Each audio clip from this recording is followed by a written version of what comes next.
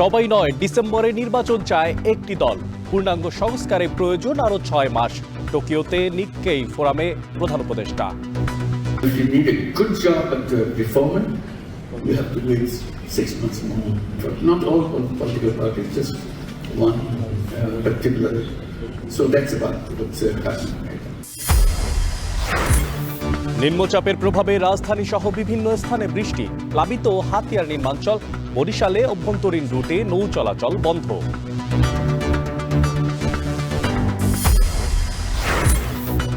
নথি জাল করে 2 ব্যবসায়ীকে জেল খাটানোর অভিযোগ।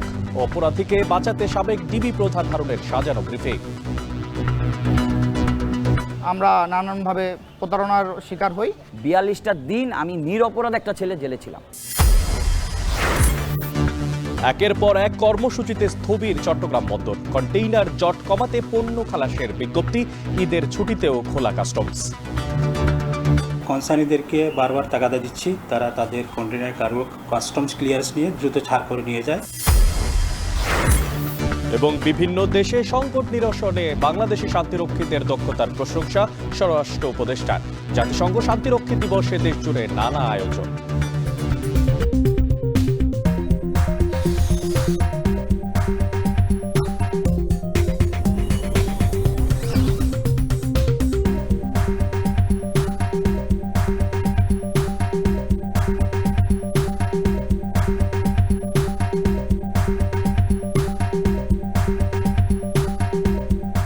স্বাগত এখন ঢাকায়। পুরো আয়োজনে আপনাদের সঙ্গে আছি আমি মশিউর অনিক।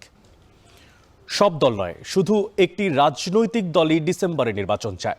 তবে এই বছরের শেষে ভোট করতে হলে সংস্কার কার্যক্রমে তাড়াহুড়ো হবে, তাই আরও 6 মাস প্রয়োজন। জাপানের নিক্কেই ফোরামের 30তম সম্মেলনে অংশ নিয়ে এই কথা বলেছেন প্রধান উপদেষ্টা ডক্টর মোহাম্মদ ইউনূস। তিনি বলেছেন, শেখ হাসিনা ও তার দল গুম, খুন ও ব্যাংক লুট করেছে। এখন এর বিচার, সংস্কার ও নির্বাচন, এই 3টি দায়িত্ব পালনে বদ্ধপরিকর অন্তর্বর্তী সরকার। জাপানের টোকিও থেকে আরও জানাচ্ছেন বেলায়েত হোসাইন। বন্ধুত্ব, বিশ্বাস আর আস্থা, এই 3 মিলে পারস্পরিক সহযোগিতার বন্ধনে আবদ্ধ অনন্য এক সম্পর্কের নাম জাপান বাংলাদেশ। প্রধান উপদেষ্টা অধ্যাপক ডক্টর মোহাম্মদ ইউনূসের সফরকে ঘিরে তাই জাপানের ব্যস্ততা শুরু সূর্যোদয়ের আগে থেকেই। সফরের দ্বিতীয় দিন সকালেই নিক্কেই ফোরামের 30তম সম্মেলনে যোগ দেন প্রধান উপদেষ্টা। বক্তব্যের শুরুতেই জলবায়ু পরিবর্তন এবং টেকসই উন্নয়নে এশিয়ার দেশগুলোকে পারস্পরিক সহায়তার ভিত্তিতে এগিয়ে যাওয়ার আহ্বান জানান তিনি। তুলে ধরেন জুলাই অভ্যুত্থানের স্মৃতিকথা। বলেন, ছাত্র জনতার গণ আন্দোলনে পালাতে বাধ্য হয়েছে স্বৈরাচার। এখন চলছে নতুন বাংলাদেশ বিনির্মাণ পর্ব। এর জন্য প্রয়োজন জাপানের বিশ্বস্ত কারিগরি এবং আর্থিক সহায়তা। The leaders of the 2 countries will agree to a ceasefire. And I hope for continued peace, stability, and coexistence in South Asia and beyond. Doctor Yunus বলেন, ন্যায় বিচার, সমতা, স্বাধীনতা নিশ্চিত এবং গণতান্ত্রিক ব্যবস্থায় উত্তরণের লক্ষ্যে একটি অবাধ, সুষ্ঠু ও বিশ্বাসযোগ্য জাতীয় নির্বাচনের জন্য প্রস্তুতি নিচ্ছে অন্তর্বর্তী সরকার। We are working hard to fulfill the dreams and aspirations of our people, to ensure justice, equality, freedom, and dignity of people, and prepare for a free, fair, and credible election. পরের সম্মেলনের প্রশ্নোত্তর পর্বে প্রধান উপদেষ্টা বলেন, জাতিসংঘের প্রতিবেদন অনুযায়ী প্রায় 1400 মানুষকে হত্যা করেছে শেখ হাসিনার স্বৈরাচারী সরকার। তার শাসনামলে অনেক মানুষকে গুম করা হয়েছে। ব্যাংক লুট করে টাকা পাচার করেছে আওয়ামী লীগের নেতাকর্মীরা। তাই অন্তর্বর্তী সরকার শুরুতে আর্থিক খাতকে স্থিতিশীল করার চেষ্টা করছে। বৃদ্ধি পাচ্ছে রিজার্ভ।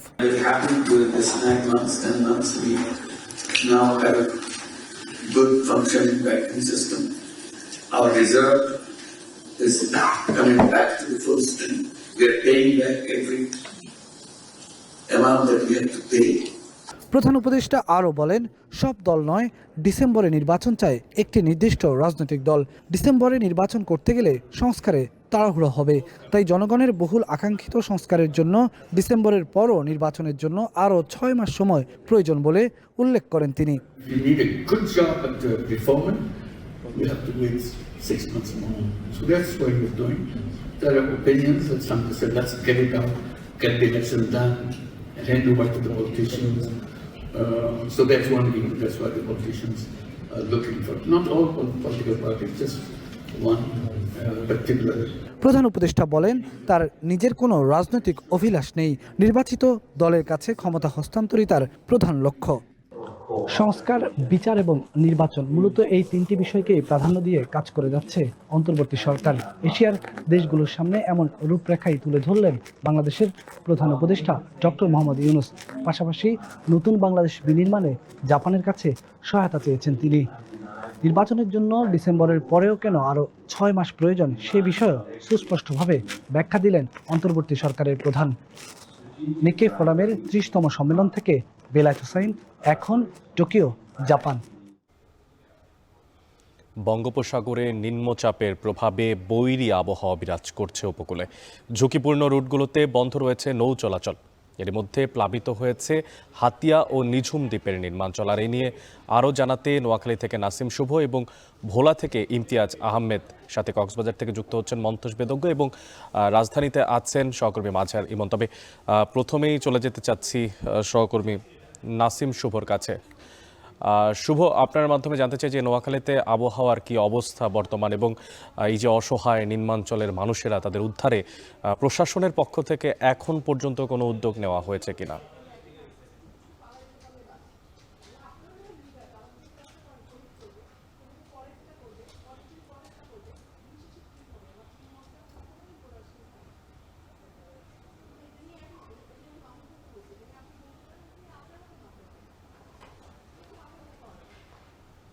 চাপের রূপ নিয়েছে বলে আমরা আবহাওয়া অফিসের মাধ্যমে জানতে পেরেছি কিছুক্ষণ আগেই। তো এই লঘুচাপ গতকাল যখন এই লঘুচাপ সৃষ্টি হয়েছিল তখন থেকে কিন্তু নোয়াখালীর যে বিচ্ছিন্ন দ্বীপ উপজেলা রয়েছে হাতিয়ার সাথে সারা দেশের নৌ যোগাযোগ গতকাল দিনভর বন্ধ ছিল। আজও কিন্তু নৌ যোগাযোগ যথারীতি বন্ধ রয়েছে, যার কারণে কিন্তু হাতিয়ার সাথে কার্যত সারা দেশেরই যোগাযোগ বন্ধ রয়েছে। গতকালও কিন্তু থেমে থেমে সারাদিনও বৃষ্টি হয়েছে এবং আজও সকাল থেকে মাঝারি থেকে ভারী বর্ষণ হচ্ছে থেমে থেমে, এবং এখন কিন্তু বৃষ্টি কিছু এলাকায় কমেছে, আবার কিছু এলাকায় মাঝারি বর্ষণ হচ্ছে। তো আজ সকাল থেকেও হাতিয়ার সাথে সারা দেশের যে যোগাযোগ সেটি বন্ধ থাকে, কিন্তু এই হাতিয়াতে কিন্তু কেউ প্রবেশ করতে পারছে না। পাশাপাশি হাতিয়া থেকে প্রয়োজনীয় কেউ বের হওয়ার কোনো সুযোগ নেই। পাশাপাশি গতকাল দিনভর বৃষ্টি হয়। গতকালই কিন্তু মেঘনা নদী এবং বঙ্গোপসাগর যথেষ্ট উত্তাল ছিল, এবং সেই উত্তালের কারণে নদীর যে জোয়ারের পানির উচ্চতা অন্য স্বাভাবিক সময় থেকে 4 থেকে 6 ফুট অধিক উচ্চতায় ছিল, যার কারণে কিন্তু লোকালয়ে গতকালও পানি প্রবেশ করেছে। এবং আজ সকাল থেকেও কিন্তু যে জোয়ার এসেছে সেই জোয়ারেও কিন্তু স্বাভাবিক সময় থেকে অধিক উচ্চতায় থাকায় আজ সকাল থেকেও কিন্তু লোকালয়ে বেশ কিছু এলাকায় পানি নতুন করে প্রবেশ করেছে, যার কারণে কিন্তু গতকাল দুপুর থেকেই নোয়াখালীর হাতিয়ার, নিঝুম দ্বীপ সহ বেশ কিছু নিম্নাঞ্চল প্লাবিত হয়েছিল, এবং আজও কিন্তু নতুন করে বেশ কিছু এলাকায় পানি প্রবেশ করেছে বলে আমরা জানতে পেরেছি। এদিকে নোয়াখালীর যেই হাতিয়ার বাহিরেও আরো 30টির মতো চর রয়েছে যেগুলো নতুন করে জেগেছে, এবং এগুলোর মধ্যে প্রায় 5 থেকে 7টি চরে নতুন করে জনবসতি শুরু হয়েছে। এবং এইসব চরগুলোর চারপাশে কিন্তু বেড়িবাঁধ না থাকায় এসব চরের বাসিন্দারা কিন্তু আতঙ্কে উৎকণ্ঠায় দিন কাটাচ্ছেন, এবং তারা বিভিন্ন সময় দাবি জানিয়ে আসছে নতুন করে যে সকল চরগুলো রয়েছে সেগুলোর চারপাশে যেন বন্যা নিয়ন্ত্রণ বাঁধ কিংবা ঘূর্ণিঝড়ের যে প্রতিরক্ষা বাঁধ সেটি দেওয়া হয়, সেটি দেওয়া হয়নি, যার ফলশ্রুতিতে কিন্তু সে সকল চরের বাসিন্দারা অনেকটা আতঙ্কে আছেন তারা এবং তাদের গবাদি পশুগুলো নিয়ে। এবং এই সকল চরগুলোর মধ্যে অধিকাংশ চরে কিন্তু কোনো আশ্রয় কেন্দ্রও নেই। বড় ধরনের কোনো বিপর্যয় কিংবা ঘূর্ণিঝড় এলে তারা যে আশ্রয় নেবে সেরকমও ব্যবস্থা নেই। তো আমি সার্বিক পরিস্থিতি নিয়ে কথা বলেছি নোয়াখালীর জেলা প্রশাসকের সাথে। তিনি জানিয়েছেন ইতোমধ্যেই কিন্তু লঘুচাপটি নিম্নচাপের রূপ নেওয়ার পরপরই কিন্তু তিনি সংশ্লিষ্ট যে দপ্তরগুলো রয়েছে সেগুলোকে জরুরিভাবে বার্তা পাঠিয়েছেন এবং বলেছেন যে এটি যাতে ঘূর্ণিঝড়ের রূপ নিলেও প্রয়োজনীয় যে সকল ব্যবস্থা নেওয়ার দরকার সে সকল ব্যবস্থা নিতে পারে। পাশাপাশি পানি উন্নয়ন বোর্ড কি জানিয়েছেন যে 7 কিলোমিটারের মতো অরক্ষিত বন্যা নিয়ন্ত্রক এবং বাঁধ রয়েছে, উপকূলীয় বাঁধ, সেই অরক্ষিত বাঁধগুলো যাতে দ্রুত গতিতে সংস্কারের জন্য প্রয়োজনীয় ব্যবস্থা নেওয়া হয়, এবং এই নিম্নচাপের সময় এবং এটি যদি ঘূর্ণিঝড়ের রূপও নেয় সে সময় যাতে এই অরক্ষিত বাঁধগুলোতে যাতে ক্ষয়ক্ষতির পরিমাণ তুলনামূলক কমিয়ে আনা যায়, সেই জন্য কিন্তু পানি উন্নয়ন বোর্ডকে তদারকির নির্দেশনা দিয়েছেন। এই কিছুক্ষণ আগে আমার বৃষ্টি থেমে থাকলে এখনো কিন্তু আবার নোয়াখালী জেলা শহরে আবারও বৃষ্টি শুরু হয়েছে এবং এটি মাঝারি যে বর্ষণ সেটি হচ্ছে। এই ছিল আসলে নোয়াখালী থেকে আবহাওয়ার আমার কাছে এখন অবধি সব শেষ। বঙ্গোপসাগরে সৃষ্ট হওয়া লঘুচাপ রূপান্তরিত হয়েছে নিম্নচাপে। সে বিষয়ে সবশেষ খোঁজখবর রাখছিলেন নাসিম শুভ নোয়াখালী থেকে। এবার একটু চলে যেতে চাই ভোলায়, সেখানে আছেন সহকর্মী ইমতিয়াজ আহমেদ। ইমতিয়াজ, আপনার মাধ্যমে জানতে চাই যে ভোলায় যে সমস্ত জেলে এবং মৎস্যজীবীরা আছেন তারা নিরাপদে ঘাটে পৌঁছাতে পেরেছেন কিনা, এবং পাশাপাশি ওই দ্বীপাঞ্চলের নৌ যোগাযোগের বর্তমান অবস্থা কি?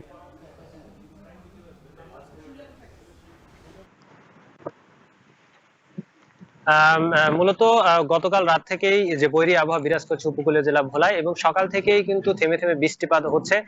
এছাড়াও কিন্তু নদীর পানি কিছু অনেকাংশে বৃদ্ধি পেয়েছে। বিশেষ করে গতকাল ভোলার তজুমুদ্দিনের মেঘনা নদীর পানি কিন্তু বিপদসীমার 60 সেন্টিমিটার উপর দিয়ে প্রবাহিত হয়েছে, এবং ভোলার আবহাওয়া অফিসের তথ্য মতে প্রায় 55 মিলিমিটার বৃষ্টিপাত রেকর্ড করেছে কিন্তু আবহাওয়া অধিদপ্তর। এছাড়াও আপনাদেরকে একটা বিষয় জানিয়ে রাখি যে ভোলার গতকালে কিন্তু ভোলার সাথে মনপুরা এবং ভোলা লক্ষ্মীপুর রুটে নৌ যোগাযোগ বিচ্ছিন্ন ছিল, কিন্তু আজ সকাল থেকে কিন্তু ভোলা দ্বীপ জেলা ভোলার সাথে কিন্তু সারা দেশের সকল রুটে নৌ যোগাযোগ বিচ্ছিন্ন করেছে বিআইডব্লিউটি এর কর্তৃপক্ষ। এছাড়াও মৎস্য বিভাগ থেকে জানানো হয়েছে ইতিমধ্যেই যেই গভীর সাগরে যে সকল মাছ শিকারের জন্য জেলেরা গিয়েছিল নিষেধাজ্ঞা অমান্য করে তাদেরকে ফিরে আসার জন্য কিন্তু যেই মাছ ঘাটগুলো রয়েছে সেখান থেকে জানানো হয়েছে। এছাড়াও যে নদীতে আমার পিছনে দেখতে পাচ্ছেন বেশ কিছু লাইটার জাহাজ কিন্তু অপেক্ষমান রয়েছে। এই বিশেষ করে সাগরে 3 নম্বর সতর্ক সংকেত থাকা কারণে কিন্তু ভোলার মেঘনা নদীতে কিন্তু বেশ কিছু লাইটার জাহাজ এবং কার্গো জাহাজ কিন্তু নিরাপদে নোঙর করে রাখার চিত্র কিন্তু আমরা দেখতে পেয়েছি। এছাড়াও আপনাকে যদি একটু বিষয় জানিয়ে রাখি যে ভোলার তজুমুদ্দিন উপজেলায় সুইচ গেট নির্মাণের জন্য যে রিং বেরি করা হয়েছিল তা কিন্তু ইতিমধ্যে ঝুঁকিপূর্ণ রয়েছে, কেননা নদীর পানি বৃদ্ধি পেয়েছে এবং দুপুরে নাগাদ যে জোয়ার আসবে, জোয়ারের পানির উচ্চতা স্বাভাবিক সময়ের সাথে বৃদ্ধি পাবে বলে স্থানীয়রা জানিয়েছেন। তারা বলছেন এই রিং বেরি যদি ছুটে যায় তাহলে তজুমুদ্দিন শহর সহ পুরো ভোলা জেলা কিন্তু প্লাবিত হওয়ার শঙ্কা রয়েছে বলে কিন্তু স্থানীয়রা জানিয়েছেন। এছাড়াও ভোলার বিচ্ছিন্ন যে সকল চর অঞ্চল রয়েছে, চরপাতিলা, কুকরিমুকরি, ঢালচর, মাঝের চর, এই সকল চরের মানুষ কিন্তু বেশ কিছু আতঙ্কে রয়েছে বলেও কিন্তু তারা জানিয়েছেন। আর ঘূর্ণিঝড় বা নিম্নচাপ মোকাবিলার জন্য কিন্তু পানি উন্নয়ন বোর্ড এবং জেলা প্রশাসনের পক্ষ থেকে ব্যাপক প্রস্তুতি গ্রহণ করা হয়েছে।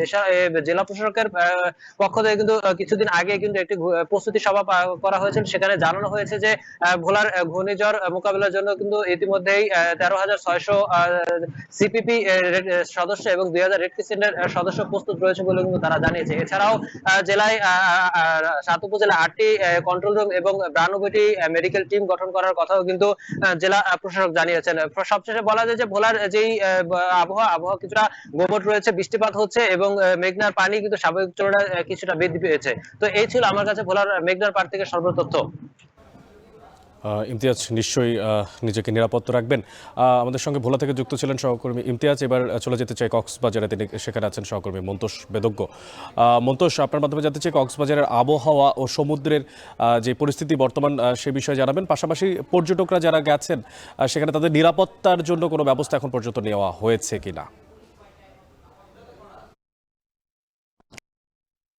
অনেক থেকে কিন্তু থেমে থেমে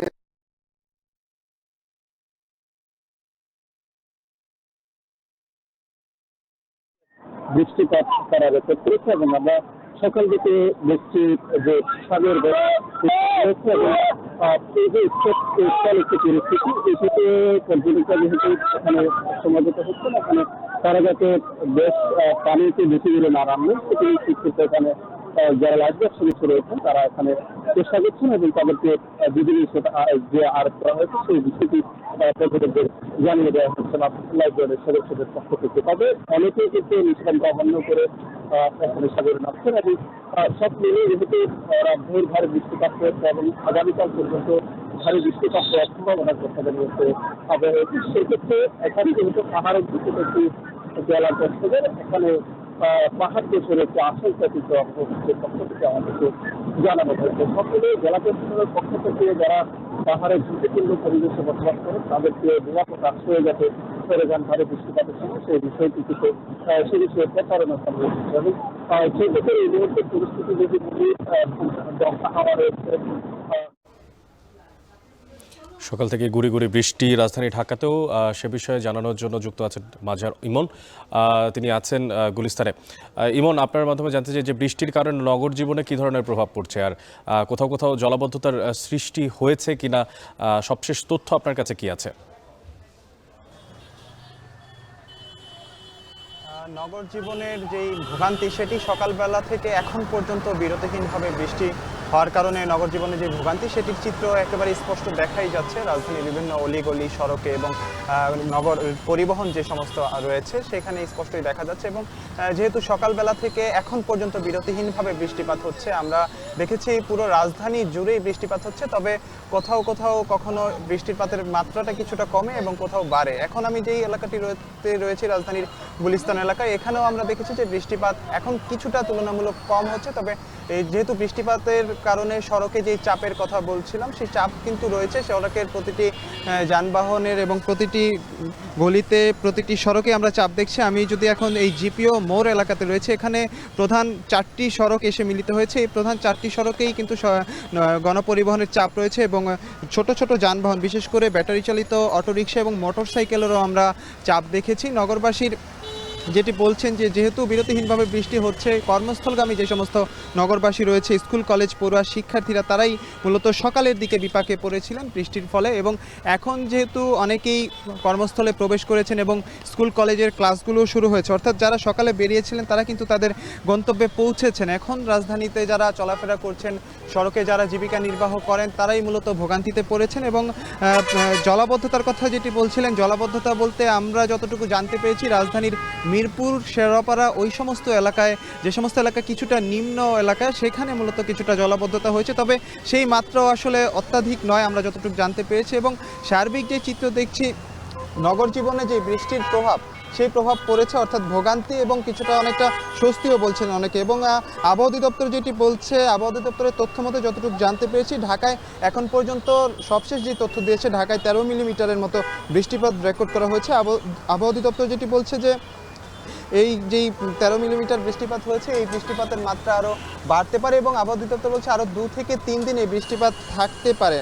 মূলত বঙ্গোপসাগরে যেই সুস্পষ্ট লঘুচাপটি ছিল সেটি কিন্তু নিম্নচাপে পরিণত হয়েছে। এর প্রভাবেই মূলত রাজধানী ঢাকা সহ এর আশপাশের এলাকায় বৃষ্টিপাত হচ্ছে। আবহাওয়া অধিদপ্তরের কথা যেটি বলছিলাম, তারা যেটি বলছিলেন যে এই বৃষ্টিপাত আরও 2-3 দিন থাকতে পারে। সেক্ষেত্রে নগরবাসীর যে পরিকল্পনা বা ব্যস্ততার কথা বলছিলাম সেটিতে তো অবশ্যই প্রভাব পড়বে এবং সেক্ষেত্রে নগরবাসীর যেই বৃষ্টিকে কেন্দ্র করে যে প্রস্তুতি সেটি অবশ্যই নিতে হবে। এবং পাশাপাশি আবহাওয়া অধিদপ্তর যেটি বলছিলাম যে বৃষ্টিপাত আরও 2-3 দিন থাকবে, সেক্ষেত্রে পুরো নগর জীবনের উপর যে ভোগান্তির চিত্র সেটি হয়তো সামনের দিকে বাড়তে পারে এবং সেই বাড়ার সংখ্যা থেকেই নগরবাসীর যে প্রস্তুতি বৃষ্টি উপলক্ষে সেটি তাদের নেওয়ার আহ্বান জানিয়েছেন। বঙ্গোপসাগরে সৃষ্ট নিম্নচাপকে কেন্দ্র করে সারা দেশে মাঝারি এবং ভারী বর্ষণ হচ্ছে, সে বিষয়ে সবশেষ খোঁজখবর রাখছিলেন সারা দেশ থেকে সহকর্মীরা। গেল 15 বছরে অভিযানের নামে আসামি ধরে ডিবি কার্যালয়ে কতগুলো শুটিং করা হয়েছে তার হিসাব বোধহয় আমরা খুঁজলেও পাবো না। গণ অভ্যুত্থান পরবর্তী সময়ে প্রশ্ন উঠেছে সাবেক ডিবি প্রধান হারুনুর রশিদের পাতানো এক সংবাদ সম্মেলন নিয়ে। এই ঘটনায় ডিবির সাবেক কয়েকজন কর্মকর্তার বিরুদ্ধে অভিযোগ উঠেছে নিরীহ 2 ব্যক্তিকে মিথ্যা মামলা দিয়ে রিমান্ড ও 42 দিন জেল খাটানোর। বিস্তারিত জানাচ্ছেন রাব্বি হোসেন।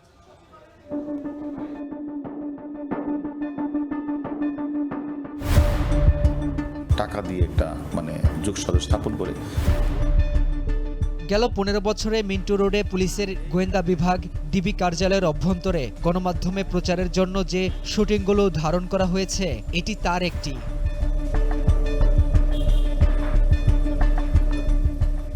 সজীব ও নিলয়, তাদের বিরুদ্ধে অভিযোগ বিদেশে যেতে আগ্রহীদের জন্য প্রয়োজনীয় পুলিশ ক্লিয়ারেন্স সনদ জাল করে হাতিয়ে নিয়েছেন লাখ লাখ টাকা। প্রতারক চক্রের তথ্য দিতে যথারীতি তৎকালীন ঢাকা মহানগর ডিবি প্রধানের এই সংবাদ সম্মেলন। 2022 সালের 4 আগস্টে ডিবি পুলিশের দায়ের করা এ মামলায় প্রায় 1.5 মাস কারাভোগও করেছেন এই 2 যুবক। কিন্তু গণঅভ্যুত্থান পরবর্তী সময়ে অনেক ঘটনার মতোই প্রশ্ন উঠেছে এই অভিযান ও মামলা নিয়ে। বিগত সরকারের আমলে আইন প্রয়োগকারী সংস্থার হাতে যেভাবে বেআইনি ও মানবাধিকার লঙ্ঘনের ঘটনা ঘটেছে, পুলিশ ক্লিয়ারেন্স মামলা তার একটি। ভুক্তভোগীরা বলছেন সাজানো এ মামলায় পুলিশের দেয়া সঠিক ছাড়পত্রকেই ভুয়া হিসেবে দেখিয়েছে পুলিশেরই আরেক সংস্থা ডিবি।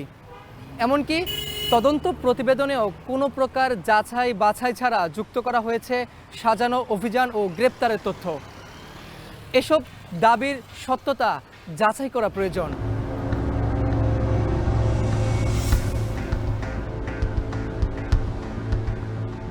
জানা যায় 2022 সালের 1 আগস্ট জনশক্তি রপ্তানি কোম্পানি জেএসএন ইন্টারন্যাশনালের প্রধান কার্যালয়ে অভিযান চালায় ডিবি পুলিশ। সেখান থেকে 5টি ভুয়া পুলিশ ক্লিয়ারেন্স সনদ ও 6টি ভুয়া সিল উদ্ধারের কথা জানায় ডিবি।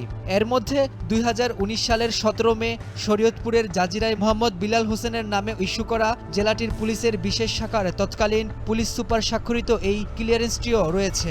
ডিবির ভুয়া হিসেবে দাবি করা বাকি 4টি ক্লিয়ারেন্স সনদের 3টিও শরীয়তপুর এসবি অফিস থেকে ইস্যুকৃত, বাকি একটি ঢাকা থেকে। সেদিনই ওই সংস্থার এমডি ও সিইও সজীব ও নিলয়কে সেখান থেকে আটক করা হলেও ডিবি তাদেরকে গ্রেপ্তার দেখায় 4 আগস্ট।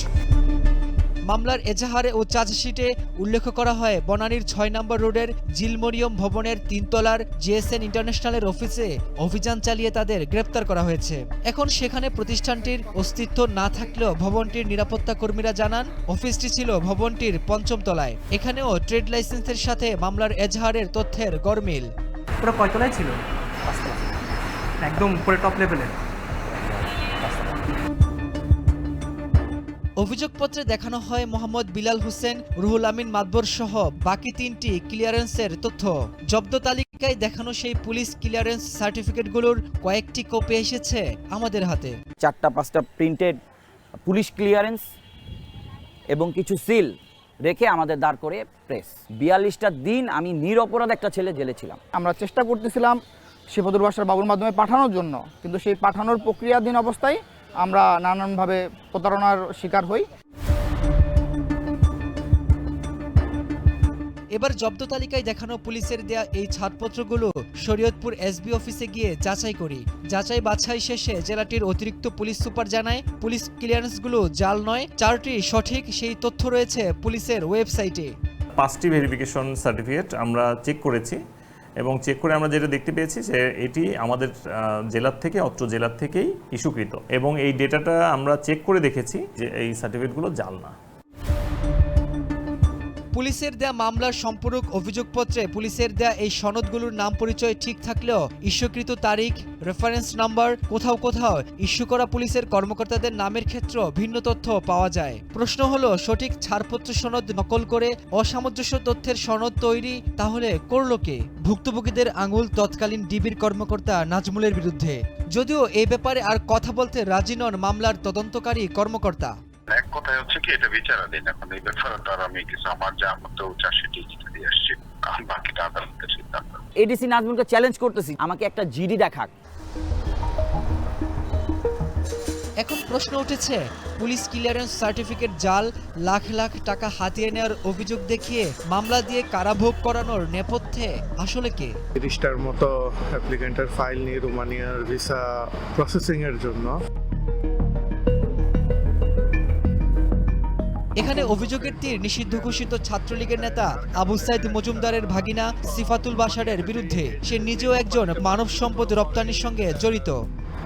এমপ্লয়ি রিক্রুট করতে পারবে না। 2023 সালে সজীব নিলয় সহ একাধিক ভুক্তভোগী সিফাতুল বাশার সহ বেশ কয়েকজনের নামে প্রতারণার অভিযোগে মামলা করলে মোড় ঘুরে যায় ঘটনার। ডিবির দায়ের করা মামলায় কারাভোগ করে সজীব নিলয়। একই অভিযোগে সজীবের দায়ের করা মামলায় সিফাতুল বাশারের বিরুদ্ধে অর্থ হাতিয়ে নেয়া, জাল ওয়ার্ক পারমিট দেয়া সহ নানা অভিযোগের সত্যতা পায় পুলিশ। পরে মামলার অভিযোগপত্র গ্রহণ করে চলতি বছরের এপ্রিলে আসামির বিরুদ্ধে গ্রেপ্তারি পরোয়ানা জারি করেন আদালত। তো বন্ধু মানুষ, আমি তো সবার কাছ থেকে 6-7-8 লাখ টাকা করে নেই, তোর 4-4.5 লাখ টাকার মধ্যে তোরটা হয়ে যাবে। এ ধরনের মামলায় ভুক্তভোগীদের জন্য আইন থাকলেও ক্ষতিপূরণ দেওয়ার নজির নেই। পুলিশ ক্লিয়ারেন্স জাল কি জাল না সেটা তো পুলিশের নিজেদেরই জানার কথা, তারাই ইস্যু করেছে, সে যেই থানা থেকে যেই ইস্যু করুক না কেন। ফলে এটা আইডেন্টিফাই করা বা আগে এটাকে জেনে নিয়ে তারপরে মামলা করতে যাওয়া, এটা খুব বেশি কঠিন কিছু কাজ ছিল না, জেনে শুনে হয়রানিগুলো করেছেন। এমন পরিস্থিতিতে এসব মামলায় শেষ পর্যন্ত অভিযুক্ত পুলিশ কর্মকর্তাদের বিরুদ্ধে অভিযোগ প্রমাণিত হলে প্রতিকারের দিকে তাকিয়ে আছেন ভুক্তভোগীরা। রাব্বি হোসেন, এখন, ঢাকা। শান্তিরক্ষী বাহিনীকে আরও দক্ষ করে গড়ে তুলতে কাজ করছে অন্তর্বর্তী সরকার। সকালে রাজধানীর তেজগাঁওয়ে আন্তর্জাতিক জাতিসংঘ শান্তিরক্ষী দিবস উপলক্ষে পিসকিপার্স রান শেষে কথা বলেন স্বরাষ্ট্র উপদেষ্টা মোহাম্মদ জাহাঙ্গীর আলম। তিনি বলেন, বিশ্বের বিভিন্ন দেশের সংকট সমাধানে বাংলাদেশের শান্তিরক্ষীরা দক্ষতার পরিচয় দিচ্ছে।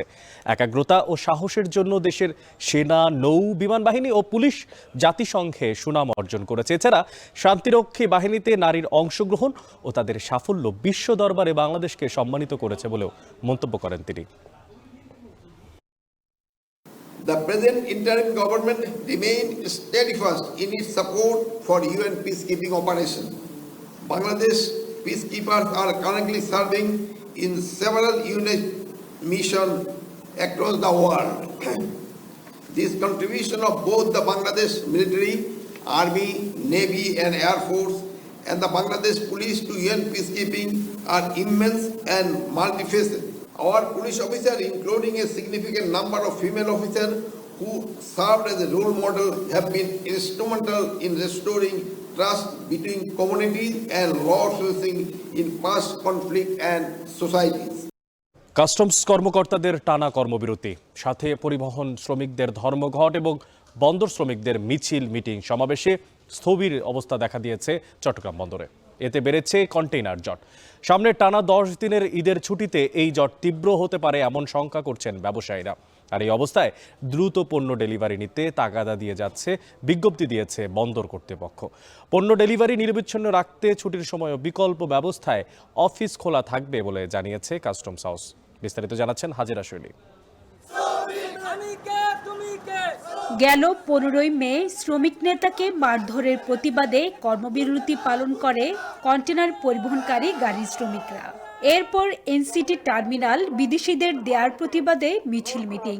সবশেষ রাজস্ব বোর্ড বিভক্তির প্রতিবাদে কাস্টমস কর্মকর্তাদের কর্মবিরতি। গেল কয়েক সপ্তাহে এমন সব অস্থিরতায় চট্টগ্রাম বন্দরে ব্যাহত হয়েছে পণ্য খালাস ও ডেলিভারি কার্যক্রম। এতে বন্দরে জমেছে প্রায় 42,000 টুয়েস কন্টেইনার। ঈদের আগেই বন্দরে এমন কন্টেইনার জটে দুশ্চিন্তায় ব্যবসায়ীরা। কারণ ঈদের ছুটিতে এক সপ্তাহের বেশি সময় শিল্প কারখানা বন্ধ থাকায় আমদানি রফতানির চাপ বাড়ে কয়েক গুণ। অথচ তার আগেই জেটিতে পণ্য ওঠানামায় ধীরগতির কারণে বহির্নোঙরে 4-5 দিন ধরে পণ্য খালাসের অপেক্ষায় থাকছে জাহাজ। এ অবস্থায় দ্রুত পণ্য ডেলিভারি নিতে বিজ্ঞপ্তি দিয়েছে বন্দর কর্তৃপক্ষ।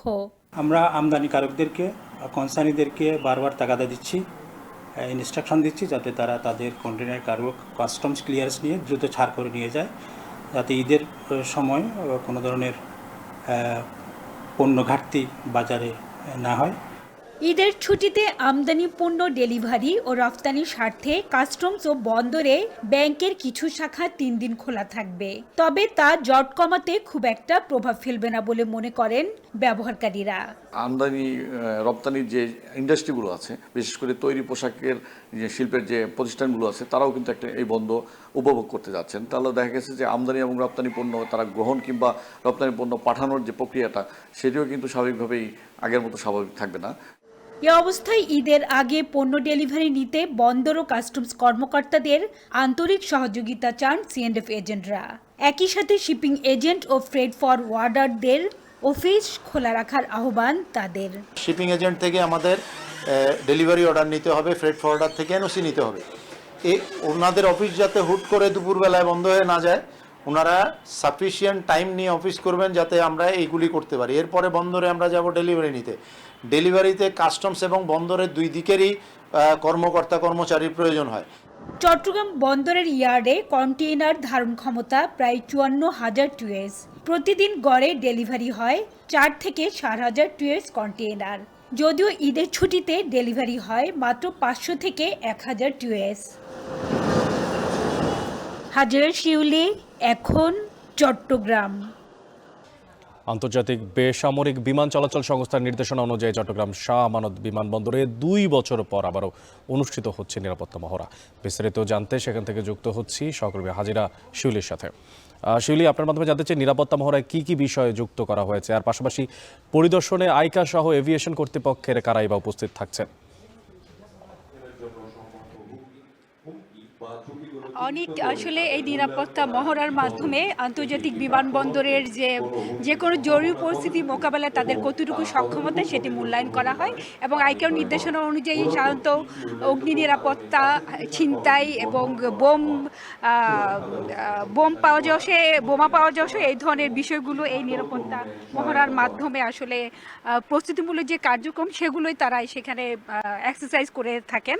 এবং এরই অংশ হিসেবে চট্টগ্রাম শাহ আমানত আন্তর্জাতিক বিমানবন্দরে নেপচুন এয়ারলাইন্সের 789 নাম্বারের একটি ফ্লাইটে কিছুক্ষণ আগে অবতরণ করে এবং ফ্লাইটটি অবতরণের আগে 15 মিনিট আগে জানানো হয় যে এই ফ্লাইটটিতে দুটি বোমা রয়েছে এবং সেটি রেডিও কন্ট্রোলে তারা যোগাযোগ করে অভিহিত করেন।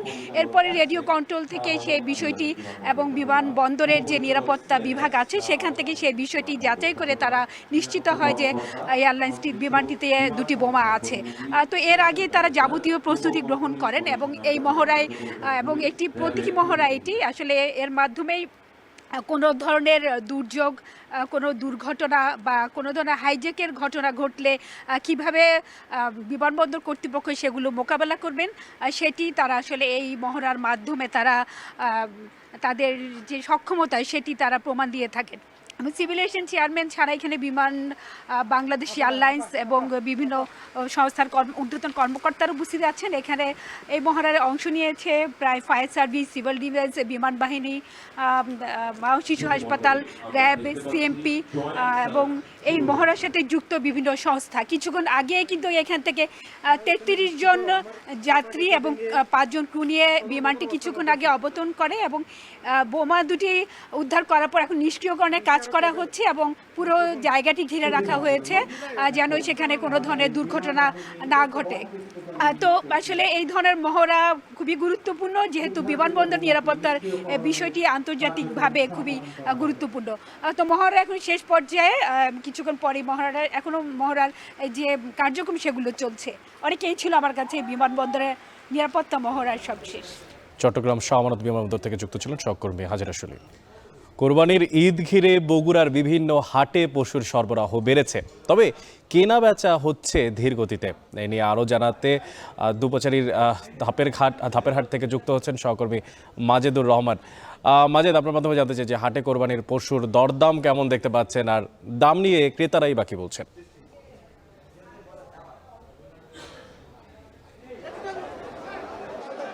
হ্যাঁ, অনেক। আপনি জানেন যে আজকের যে ধাপের হাট, সেই ধাপের হাটে কিন্তু বর্তমান যে আবহাওয়া সেটা কিন্তু অনেকটা একটু প্রতিকূল আবহাওয়া। এখানে বৃষ্টি হচ্ছে, আবার কখনো ছেড়ে যাচ্ছে। এরই মধ্যে কিন্তু কুরবানি হাটটা কিন্তু বেশ জমজমাটভাবে জমে উঠেছে। সকাল থেকেই কিন্তু এই হাটে প্রচুর পরিমাণে এখানে গরু ছাগলের সরবরাহ হয়েছে এবং এই গরু ছাগলগুলো এখান থেকে বিক্রি হচ্ছে। আর আজকে হলো সবচেয়ে বড় হাট। এরপরে হয়তো এই হাটটিতে আরেক দিন কুরবানির একটি হাট লাগবে বৃহস্পতিবারে, তারপরে হয়তো ঈদুল আজহা অনুষ্ঠিত হবে এবং কুরবানি হবে।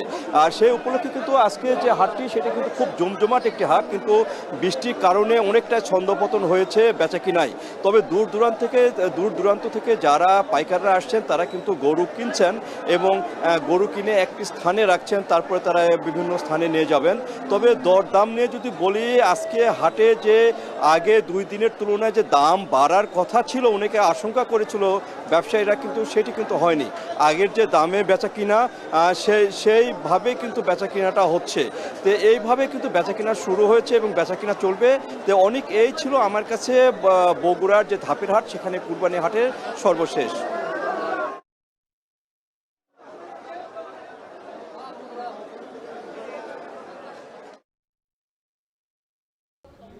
বাংলাদেশ জুয়েলারি সমিতির কেন্দ্রীয় সহসভাপতিকে গ্রেফতারের প্রতিবাদে স্বর্ণের দোকান বন্ধ রেখে সারা দেশে অনির্দিষ্টকালের ধর্মঘট পালন করছেন।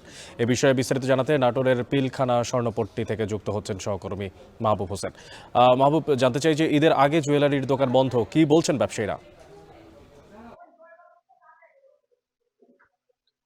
জি, আপনি যেমনটি বলছিলেন যে বাদুশের যে কেন্দ্রীয় কর্মসূচি অনির্দিষ্টকালের ধর্মঘট, সেটি কিন্তু আজকে নাটোর সকাল থেকে কিন্তু শুরু হয়েছে।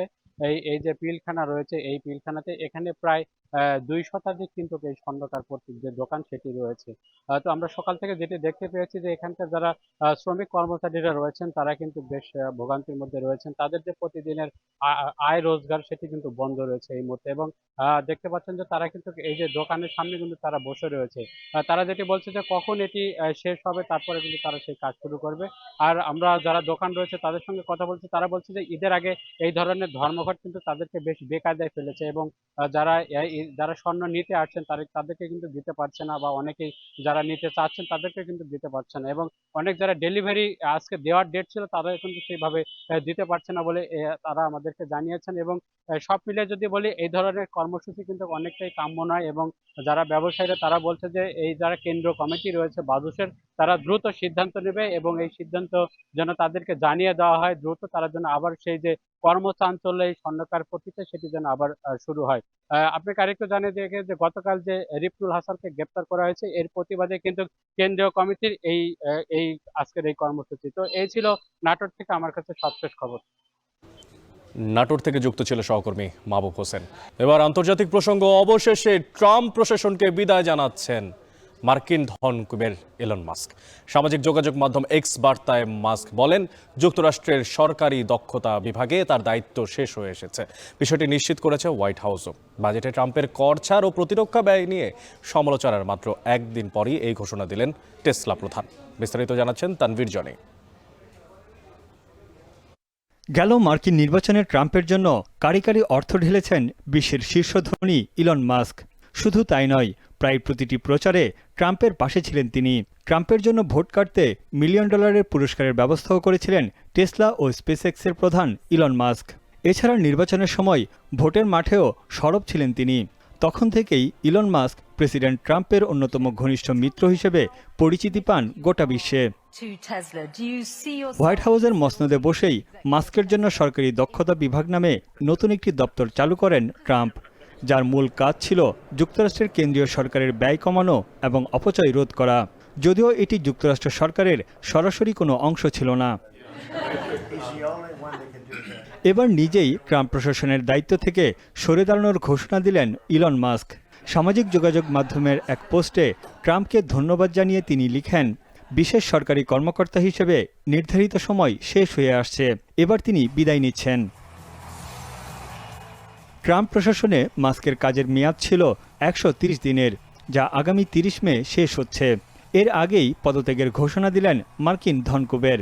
দায়িত্ব নেওয়ার পরই মার্কিন ফেডারেল বাজেট থেকে কমপক্ষে $1 ট্রিলিয়ন কমানোর প্রতিশ্রুতি দিয়েছিলেন মাস্ক। তবে বিভাগটির ওয়েবসাইটের তথ্য বলছে এখন পর্যন্ত তারা সাশ্রয় করতে পেরেছে মাত্র $175 বিলিয়ন।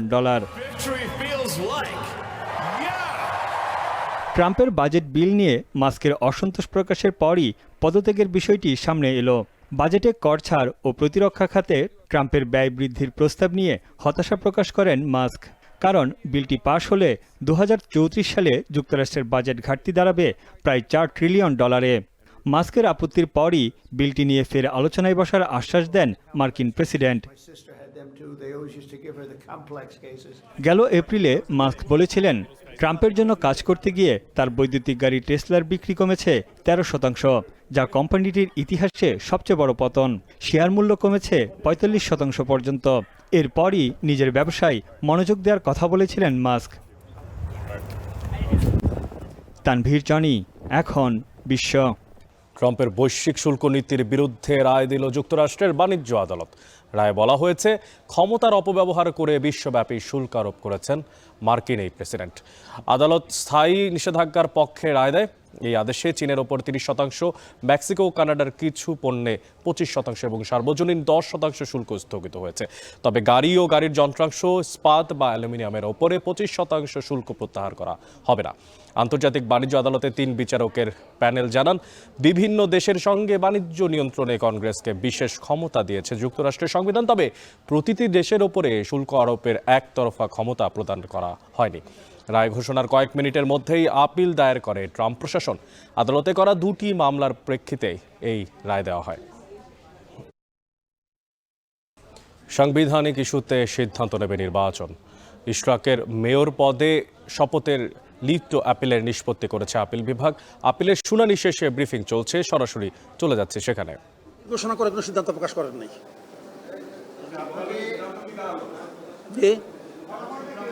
এতে এই দেখা গেল যে এই যে গ্যাজেটটা যেটি নির্বাচন কমিশন প্রকাশ করেছেন এই জিনিসটা আবার দেখা যাচ্ছে এই গ্যাজেটটা বহাল রয়ে গেছে। ইলেকশন কমিশন যে গ্যাজেট করেছেন এটা ইলিগাল করেছেন এই মনে কোনো সিদ্ধান্ত আপিল বিভাগ থেকে প্রকাশ্যে আসেন নাই। এখন পরিপূর্ণ জাজমেন্ট পাওয়ার দেখা যাবে যে আর বাকি কি কি অবজারভেশন দিয়ে এটা নিষ্পত্তি করেছেন।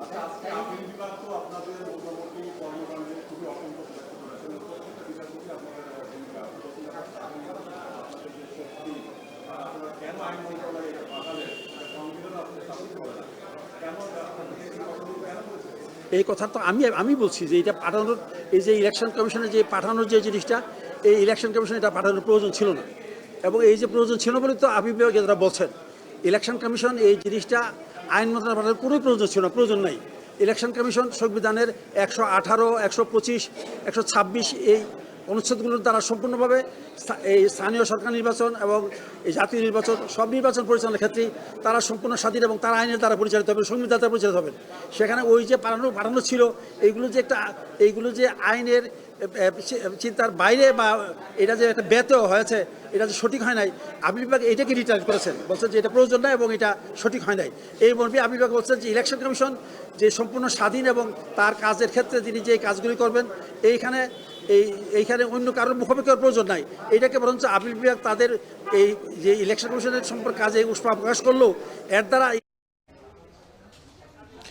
উচ্চ আদালত থেকে যুক্ত ছিলাম, সেখানে ইশরাকের মেয়র পদে শপথের লিপ্ট আপিলের নিষ্পত্তি হয়েছে, সরাসরি যুক্ত ছিলাম সেখান থেকে।